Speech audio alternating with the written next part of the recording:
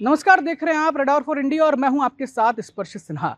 पश्चिम बंगाल में विधानसभा चुनाव अब सबसे निर्णायक दौर में पहुंच चुका है, जहां 23 और 29 अप्रैल को मतदान और 4 मई को नतीजे आने हैं। लेकिन उससे पहले ही सियासी तापमान अब चरम पर है।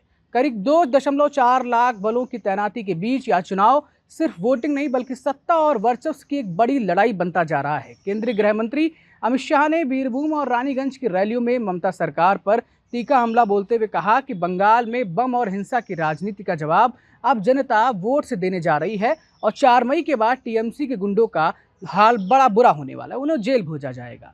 इसके जवाब में मुख्यमंत्री ममता बनर्जी भी पीछे नहीं हटी। उन्होंने बीजेपी पर करारा पलटवार किया। उन्होंने कहा कि भाई सांप पर भरोसा किया जा सकता है लेकिन बीजेपी पर नहीं किया जा सकता।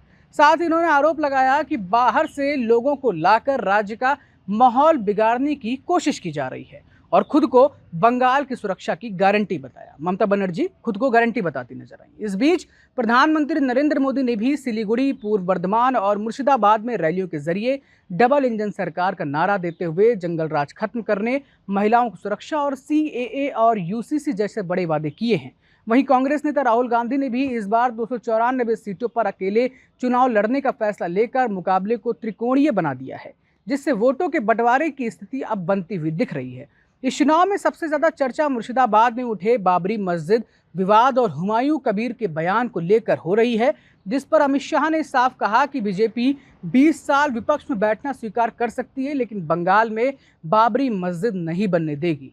जिससे चुनाव में धार्मिक ध्रुवीकरण तेज हो गया है और इसका असर कहीं ना कहीं अब साफ तौर पर आने वाले समय में वोटरों के रुझान में भी देखने को मिलेगा। अगर जमीनी हालात की बात की जाए तो बेरोजगारी, कानून व्यवस्था, महिला सुरक्षा और महंगाई जैसे मुद्दे सबसे अहम बने हुए हैं। जबकि सर्वे बताता है कि टीएमसी अभी बढ़त बनाए हुए है लेकिन बीजेपी तेजी से अंतर कम करने में जुटी है और कुछ परिस्थितियों में हंग असेंबली की भी संभावना जताई जा रही है। बात करें रानीगंज, बीरभूम, मुर्शिदाबाद और मालदा जैसी सीटों की, तो इस चुनाव की दिशा तय करने में ये निर्णायक साबित हो सकती हैं, जहां एक ओर औद्योगिक विकास और एंटी इनकम्बेंसी का असर देखने को मिल रहा है तो दूसरी ओर धार्मिक और सीमा से जुड़े विवाद, सीमा से जुड़े मुद्दे हावी हो रहे हैं। गौरतलब है इस चुनाव में इसी के साथ राष्ट्रीय राजनीति का भी असर हमें देखने को मिल रहा है। बात करें तो जहां तमिलनाडु के मुख्यमंत्री MK स्टालिन ने केंद्र पर हिंदी थोपने और शिक्षा फंड रोकने का आरोप लगाया, जिसे विपक्ष केंद्र बनाम राज्य की लड़ाई के तौर पर भी पेश कर रहा है। ऐसे में अब सबसे बड़ा सवाल ये बन गया है कि क्या इस बार बंगाल में सत्ता परिवर्तन होने वाला है? क्या ममता बनर्जी का किला ढहेगा या फिर एक बार फिर जय बांग्ला की गूंज सुनाई देने वाली है? और इसका फैसला अब 4 मई को जनता के वोट से होगा।